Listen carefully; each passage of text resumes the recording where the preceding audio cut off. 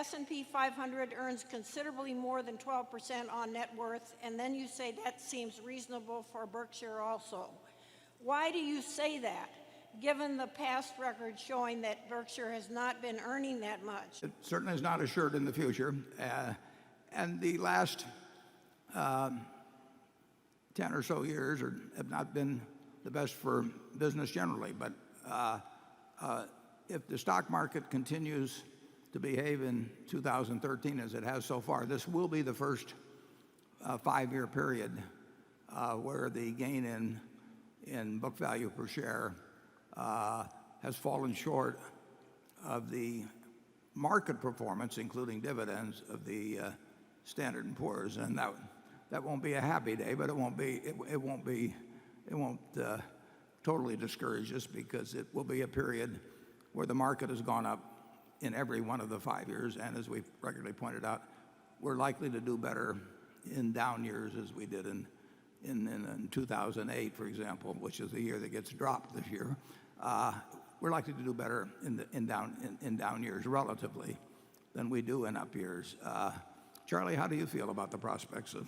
I should point out, incidentally, that we use book value because it's a calculable figure, and it does serve as a reasonable proxy of the year-to-year change in the intrinsic value of Berkshire. If we could really give you a figure for intrinsic value and back it up, that would be the important figure.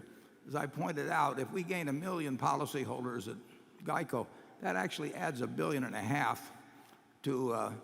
to intrinsic value, and it doesn't add a dime to book value. So there is a significant gap, which is why we're willing to buy in stock at 120% of book value.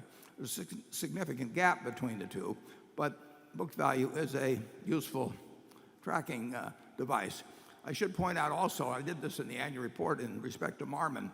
When we buy the ISCAR stock, which we pay about $2 billion for, the day we buy it, we mark it down in terms of our book value by roughly $1 billion. So $1 billion comes off our book value for making a purchase which we regard as quite satisfactory.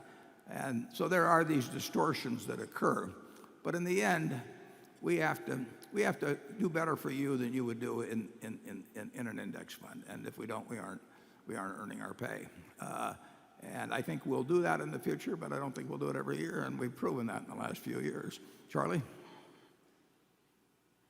Well, I confidently expect that Berkshire is going to do quite well over the long term, and I don't pay much attention to